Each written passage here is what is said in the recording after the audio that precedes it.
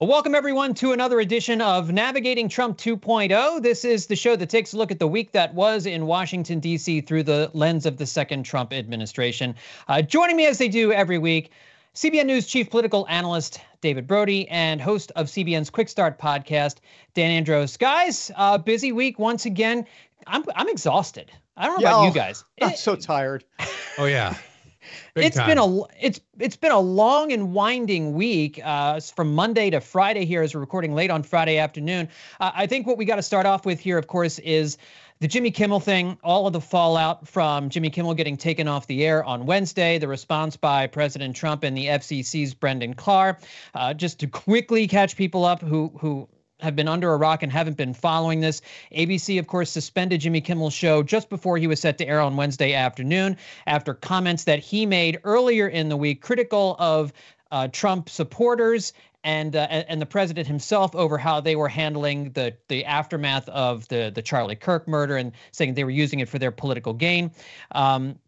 FCC Chair Brendan Carr then went on a right-wing podcaster's show, Benny Johnson, saying that the FCC could revoke ABC affiliate licenses in response, saying, quote, "We can do this the easy way or the hard way. These companies can find ways to change conduct and take actions on Kimmel, or there's going to be additional work for the FCC ahead." He later said, "We at the FCC are going to force the public interest obligation. There are broadcasters out there that don't like it, and if that's the case, they can turn their license into the FCC."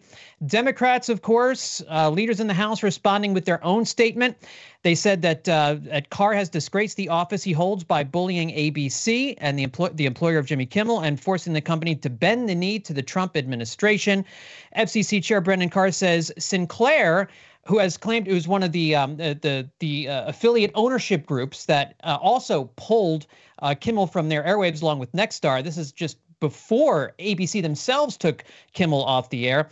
They are demanding that Jimmy Kimmel pay money to Turning Point USA in addition to offering an apology. So, David, with that background kind of set there, you have obviously got two sides on this. You've got the Trump administration side, which is defending what the FCC is doing and what Trump has been saying about going after licenses for people who are broadcasting strictly partisan information. I do think it's interesting. I wanted to just read this quote to you and get your thoughts on it. Republican Senator Ted Cruz on Friday offered the sharpest conservative rebuke of the FCC's Carr thus far. He said on his podcast Friday that the threats to pull licenses was unbelievably dangerous. Those are his words, and compared them to, quote, mafioso tactics. He said, "I hate what Jimmy Kimmel said. I'm thrilled that he was fired. But let me tell you, if the government gets in the business of saying, we don't like what you, the media, have said, we're going to ban you from the airwaves if you don't say what we like." He said that will end up bad for conservatives. Let me get your thoughts on all this as we get started. I'm glad you brought up the Ted Cruz stuff. I was going to bring that up. That is late breaking on a Friday afternoon. He said it was like a scene out of Goodfellas, which is true. The Brendan Carr stepped in it and made this muddier than it needed to be.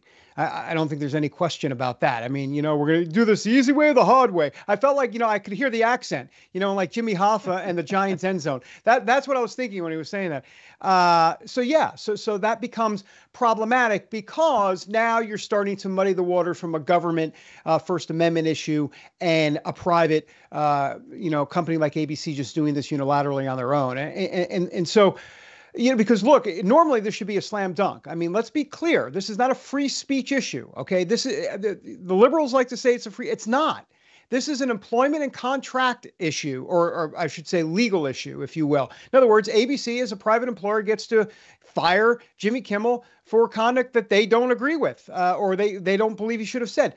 End of story, but not with Brendan Carr's comments. That's the problem. And then you've got President Trump, which maybe we'll get to at some point later. But I know we'll get to that too. So I think you start to muddy the waters, Dan and John, and I think that's where this is. And it's not good. Having said that, what Jimmy Kimmel said, shame on him. But I mean, I think that's low-hanging fruit at this point. We know this. Well, and I think, what Trump said, John, I know we were going to get to that about him kind of saying, people are against Trump and maybe we should look at taking those licenses away. And I think, conservatives typically, and, probably count me in there on this particular view of the FCC, is I don't think we want that, like David was saying.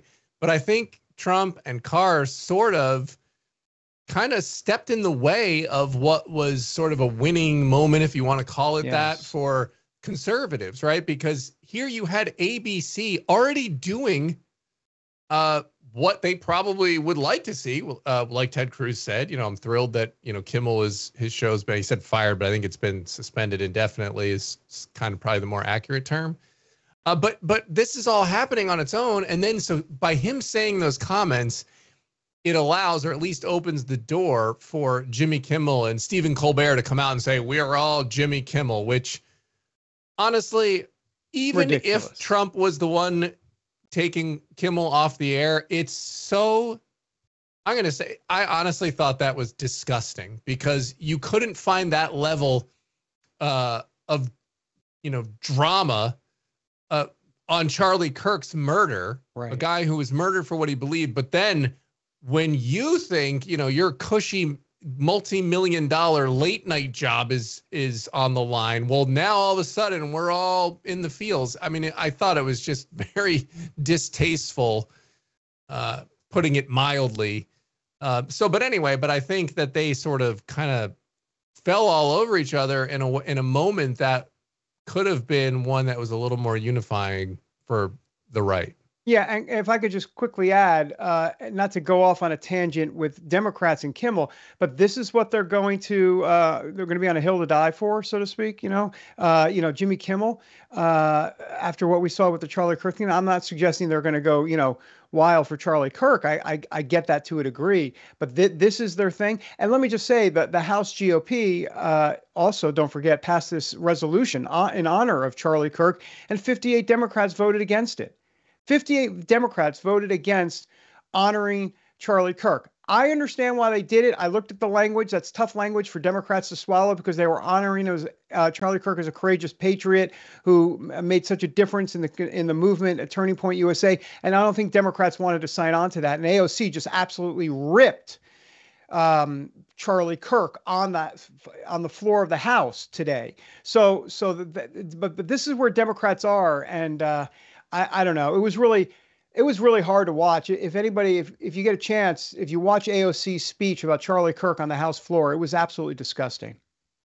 Well, and I'll say this about getting back to, because I didn't see the AOC speech. Well, I mean, it's certainly something that, for us to take a look at. And I think as we're looking at what the reporting has been on the timeline for all this kind of thing, I think that's what's really problematic for people, and for good reason. You did have ABC. It sounds like ABC executives were in the midst of trying to work with Kimmel on Wednesday and figure out how can we work on this? How can we lower the temperature? Because they're already starting to receive some negative feedback from conservative circles about what Kimmel said on Monday about MAGA and about Trump and how they were reacting to and using what they said was using Kirk's death in the aftermath of and the affiliates.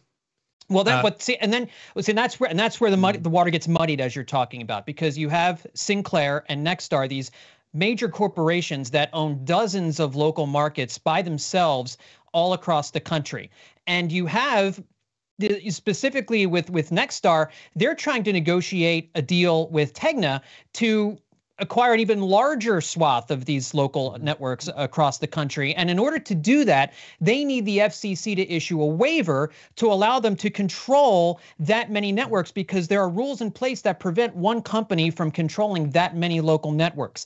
And so what Brendan Carr seemed to be saying, if you just put two and two together, is, hey, this is a really nice television network. It'd be a shame if something happened to it, kind of a thing. You know what I mean? Yeah. Mm-hmm. If you want this deal to go through, you better play ball. And so it sounded like ABC was in the process of trying to figure this out on their own, and probably it would have ended up in a suspension, because it didn't sound like Kimmel was going to back down on Wednesday based on the reporting. And then when Sinclair and Nexstar got involved and started pulling things after what Carr said, that made ABC's decision for them, essentially. So you can kind of see the dominoes here. It kind of matters a little bit in terms of this aspect of it, which is the freedom of speech and the government intervention in speech that they don't like. But I don't know that there's any actual, I mean, that's connecting the dots, and it very well may have happened, but I don't know that other than these comments that they've made to the media, I don't know that there was any actual pressuring going on other than a couple of tweets, right? Which count for something. But I don't know. Bob Iger was there behind the scenes. He was the one, like you were talking about, John, working with him. They were asking him, Jimmy Kimmel, well, what are you going to do to lower the temperature?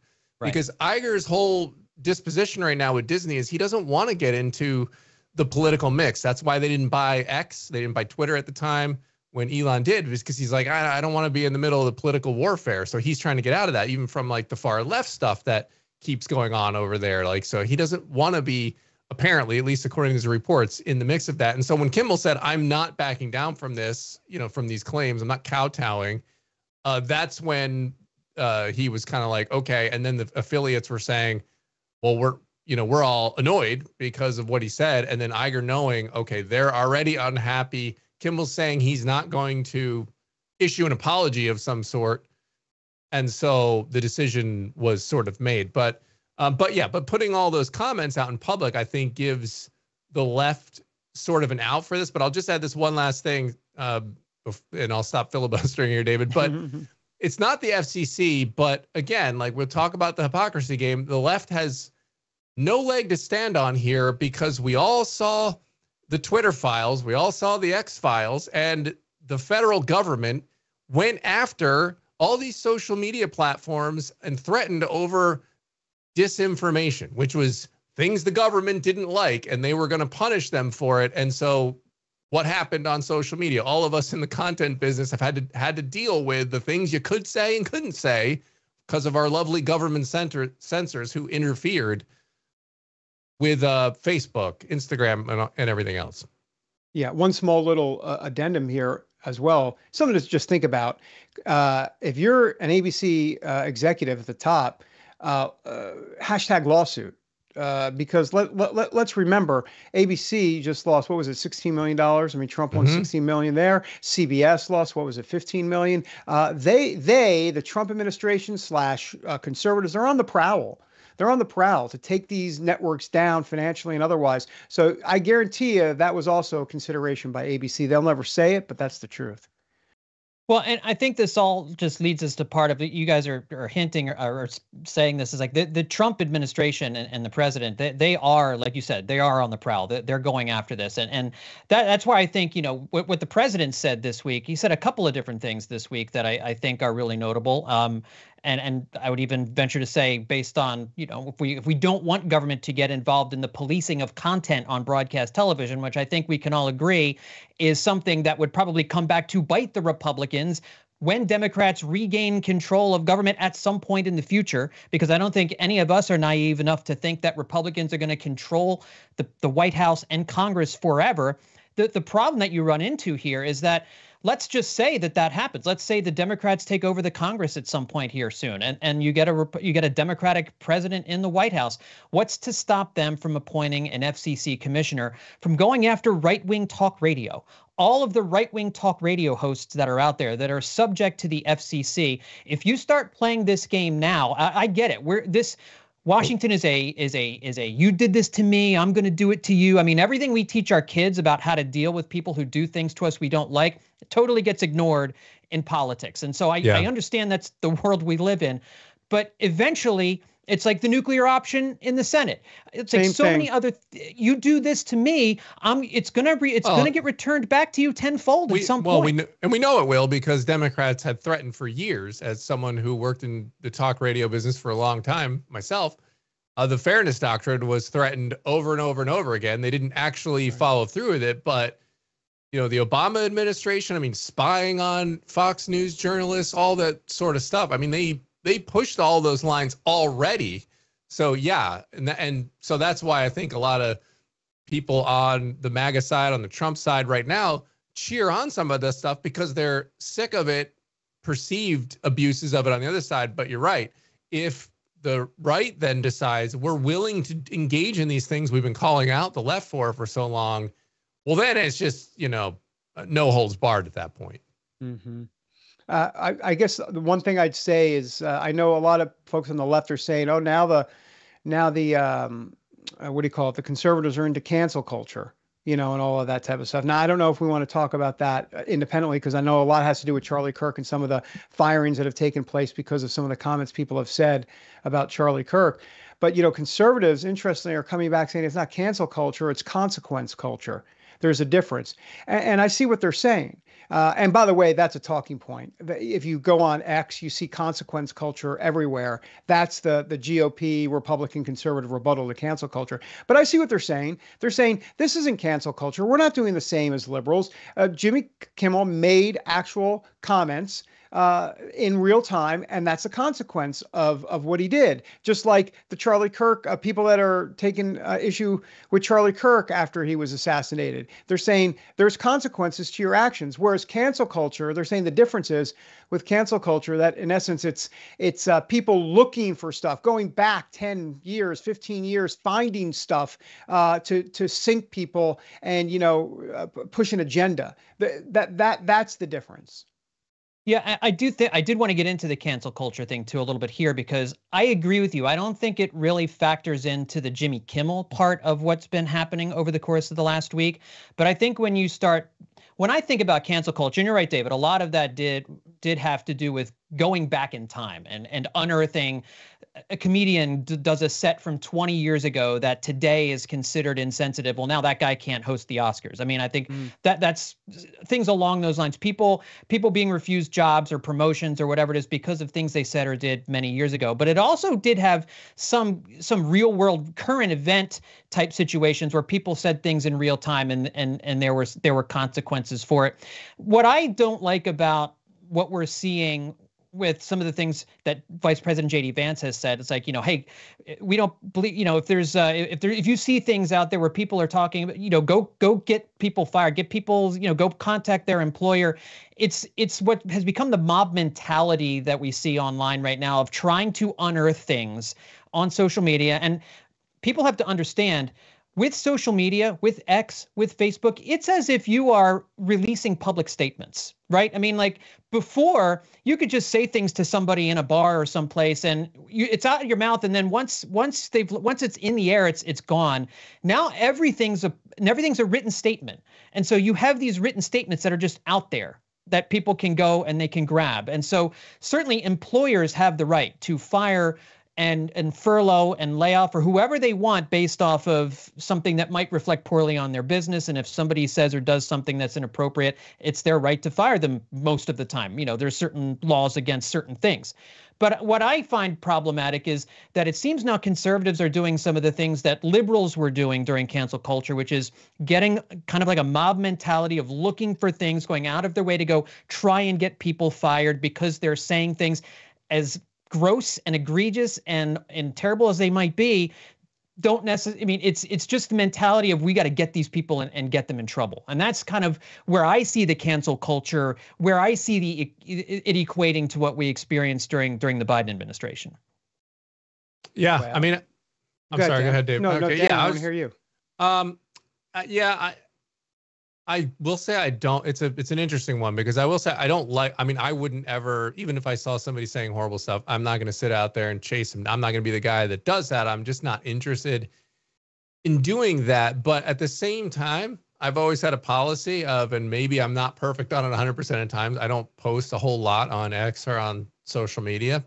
But a general policy, a good policy is don't tweet it. Don't put it out there. Right. That's a great because play stupid games, win stupid prizes. If you start going out there and saying your most egregious opinion and just splash it on the internet, it's just you're asking for trouble. You're just asking for trouble. And I think an employer has every right to say, "Oh my gosh, somebody's celebrating this horrific murder," and I don't want to employ a person like that. They have every right to look at that. And if you say things like that, there is a chance someone will see it. And so a general policy is when you're emotional, when you're upset, when you're frustrated, don't post it on social media. Yeah. Just saying. Here's the thing. I want to be careful because I don't want to like excuse the behavior of what some folks are doing in terms of reporting people, though I get it. I get why they're doing it. But I do want to say this. We need to give these folks a little bit of time to grieve and a little bit of grace. And I'm not trying to let them off the hook, but at the same time, this hit a nerve. It really did. This is tough stuff, especially not just because he was assassinated, but because of the video that we saw specifically. I mean, this touched a nerve. And so can we, I guess what I'm trying to say is this is a little bit of a unique situation. I don't think this is typically what conservatives do. And so I think it's a one-off. I may be wrong, but I think it's a bit of a one-off. I think this is just very different from any other situation we've had before. This is one of the seismic events in modern U.S. history. It's just that simple. I agree with that assessment as far as why a lot of this is happening. You're right. It is a unique moment, and I think people are really feeling it.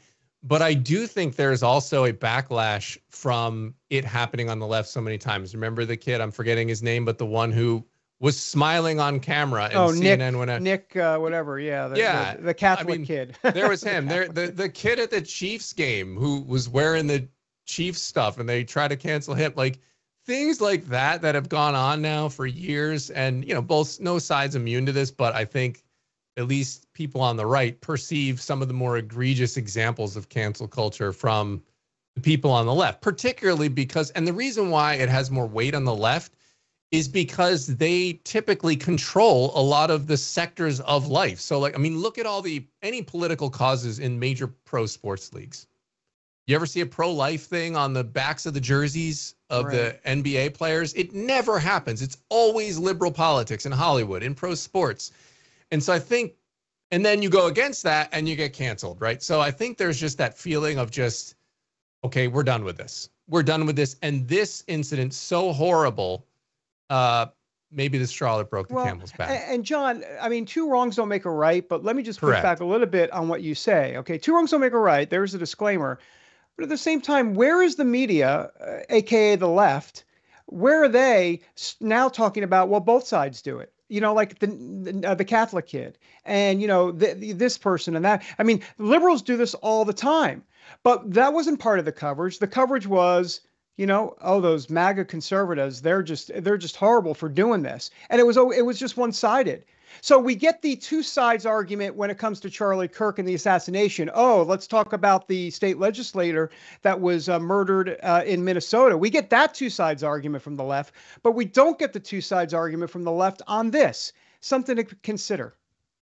No, it's a fair point. It's 100% a fair point. But I want to say that that's important, John, because when you ask, and I'm not beating up on you, but when you ask that question, and it's not you personally, but you're asking the question, it's framed in a way of what's going on with conservatives. Should they even be doing this? Well, how about we frame it as saying liberals have done this. Now conservatives are doing it.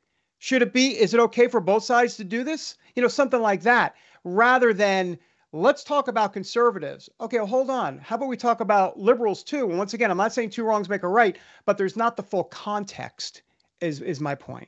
Yeah, that's true. I guess I think that, conservatives based off of historic beliefs should be held to, we would hold ourselves to a higher standard as far as what behavior to engage in. And maybe that's not fair. That could be completely unfair on my part. But, conservatives want to win the argument, this argument they've been making for a long time about the unfairness of liberals. And then it's hard to win that argument when then you kind of use their playbook. Fair. So, but anyway, I did want to mention a couple other things kind of ancillary to this, but they happened earlier in the week, but they also kind of involve free speech, hate speech, according to Attorney General Pam Bondi, who went on a podcast this week and was asked if the DOJ would be going after putting handcuffs on people who engage in hate speech. And she said, yes, that's something that they were definitely going to do. And that elicited a firestorm on the right. I mean, every conservative commentator out there that I saw railed against her on this because obviously hate speech, as awful as it is protected under the First Amendment. It goes back. It was something that Republicans conservatives have fought for decades, for hundreds of years, as long as the country's been founded. And then she also said that they would look into pursuing charges against or that she would think about an Office Depot employee who refused to print a picture for a Charlie Kirk memorial. And of course, that flies directly in the face of the Supreme Court case that just went through, what was it, last fall or last spring, about the baker in Colorado who didn't want to put a message on a wedding cake for a gay couple. So there's just, and that's kind of what I'm getting at here, is like conservatives were really on top of her about that. And that's, I wanted to get your thoughts on David, on what she had to say with regard to hate speech and the Office Depot thing. Well, I would love to talk to Pam Bondi. The problem is her foot is lodged quite deep into her mouth at this point, and she's not available for comments. I mean, this is just horrible. And the reason it doesn't take a rocket science to figure this out, but the reason the conservatives are frustrated is because this is what Charlie Kirk and all the conservatives are fighting for every single day, to not limit hate speech. Right, to not limit. I mean, it's all about the First Amendment. Charlie Kirk would have been just if Charlie Kirk were alive today and he heard what Pam Bondi had to say, he would say, "What in the world is she talking about?" That's so that was wrong. And then she tried to clean it up by saying, "No, I meant free speech. Hate speech that leads to violence." Right. You're the Attorney General. Get it right the first time, okay? Yeah. Number one. And then one last thing on that. This comes after Epstein. And with the binders, and I got it right here on my desk. So cue up that 3/4 inch tape from 1987, because I said it. When did I say it? A couple of months ago, when the first Epstein thing happened, and now the hate speech stuff with Bondi. She'll be gone by the end of the year. Dan Crutchfield? Are we queuing this up? Because I'm telling you what, she'll be gone, and this is mark the time. Exhibit B, Dan Andros. Exhibit B. Mark the time. Yeah, I mean, it really is, this is what happens when you live in a world where you're trying to get a really good zinger for a meme or something like this. Yes. And you just stumble all over the principles that you're supposed to have, as a conservative Republican side of the aisle, right? And so, when you keep trying to get zingers all day long, you're eventually going to cross up your zingers. And that happened here. I mean, no conservative can be thrilled about the hate speech language, because we all know hate speech is just so broad and vague. It can be defined as anything. We've complained, as a lot of Republicans and conservatives have complained that this language is used to just justify going after speech we don't like. So why in the world would we suddenly endorse that now on the conservative side of the spectrum? It has people kind of scratching their heads. And like you said, on the heels of the fumbling of the Epstein stuff, not good. Just a matter of time before the left will just say the Bible's hate speech. As a matter of fact, they've said the Bible's hate speech. Yeah. It's just a matter of time before they have the gumption, not the gumption, but well, I won't say the word, but that to go after that from a codifying standpoint in legislation. And on your zingers line, Dan, you're absolutely right. I would just like to add one last thing on the zingers. Fox News zingers. She's not on Fox News. Does she think she's doing a hit on Hannity? But I do think that this is part of the problem, because who was she talking to? Katie Miller, right? She was talking to Katie Miller, who started her own podcast, who's married to Stephen Miller. It's the conservative echo chamber. And when we start to go down these avenues of conservative influencer media, and they're all just talking to themselves, then they get a little bit too chummy, and they fire off a few zingers that they shouldn't, and they don't start to see like, hey, wait a minute, you need to speak to all of America here. And the liberals do it too.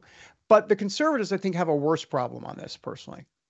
Yeah, and one thing I've seen, in the wake of his death, I've been exposed to so much more Charlie Kirk video, and seeing all the different places that he went to speak, just going on talking to Gavin Newsom, talking to Bill Maher, going on all these other shows, engaging with people who he knew disagreed with him, just to get out of that echo chamber. Because I think you can see how much it strengthened his ability to argue and reason with people, to hear the other side. And that's I think really, really important for national debate. I do want to say, for anybody, real quick, for anybody listening or for anybody watching this, if you go on to YouTube, well, first go to CBN News, of course, but when you're doing some other YouTube searches, if you just type in Charlie Kirk and sermon, you'll see tons of sermons that Charlie Kirk was doing at churches all across the country. You know, he wasn't a pastor, but he was basically a de facto pastor. And when I say sermons at churches, he wasn't there to rally Turning Point USA and do any sort of, you know, sign up at the back wall to be a Turning Point USA ambassador.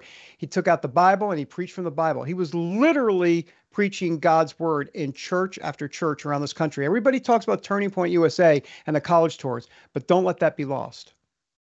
Well, David, I did want to finish up the episode. I think this is a good jumping off point to talk about an interview that you did this week with Charlie Kirk's pastor. You put out some clips on your social media, but you had a story that ran on the 700 Club on Friday morning, which people can watch by going to cbnnews.com. But can you just talk to us a little bit about your conversation with him? And I know he's going to be somebody that we're going to be hearing from at the Kirk memorial service on Saturday. Yeah, I'll be brief, but it's Pastor Rob McCoy, considered Charlie Kirk's pastor. That's Charlie Kirk saying that, said to Rob McCoy, "You're my pastor. You're it, and please." And so Pastor Rob McCoy has been, and is very close friends with Charlie Kirk. A full disclaimer, or full disclosure, I should say.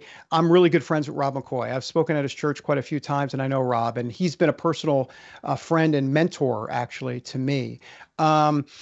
And so, look, I mean, a lot of his stuff went viral this week. I think it's because Ben Shapiro and others retweeted some of our CBN News clips. But one of the clips that went viral was when Pastor Rob McCoy was talking about how Charlie loves Israel and believes that the Jews are the chosen people and that they have right to their ancestral homeland and all that. Well, that's going to tick off, if you might imagine, some folks like, oh, I don't know, wait for it, Candace Owens, and some other folks on the, I say the far right, they're not even right, they're anarchists is what they are. So that was kind of controversial. But all in all, he talked a lot about how Israel changed Charlie Kirk, that he went there in 2018, 2019, and it changed him, it deepened his faith. And he said that the Bible didn't come alive for Charlie because of Israel, is that Charlie came alive because of Israel, because of what he saw, rather than the Bible itself coming alive. And I thought that was interesting. So anyhow, great stuff. There's so much more on there. I'm actually going to post a clip on Friday night. So if you wake up on Saturday morning, you're watching this, you can go to it's at D Brody Reports on Twitter, my bad, X, and where he talks about how he's going to speak on Sunday. He's going to have the prime speaking spot, for 11 minutes, and he's going to give people a chance to give their lives to Christ. He believes it will be, he hopes, he prays that it's one of the biggest altar calls we've seen since Billy Graham was here back in the 50s and doing his altar calls around America. So, excuse me. So I'm going to post that clip, and I think that's pretty phenomenal. One last thing, Charlie Kirk, you can go to the 700 Club and watch a piece I did on Charlie Kirk and his faith, because I thought that was interesting in the sense that Charlie Kirk actually gave his life to Christ in 5th grade at Christian Heritage Academy. That was his decision point. Then he got more serious about his faith after high school and Turning Point USA, then the Israel stuff in 2018, 2019, and he turned into a virtual or a somewhat of a pseudo pastor, as where we last saw him before he was tragically assassinated. And Dan, we at CBN News on our digital platforms will be, of course, airing the memorial service, correct? Yes, that is correct. So you can watch on the CBN News YouTube channel. Mm-hmm. Well, gentlemen, great conversation today. We're going to leave it there. David, Brody, Dan Andros, thanks for joining me once again here on Navigating Trump 2.0. Thanks, guys. Thanks, John.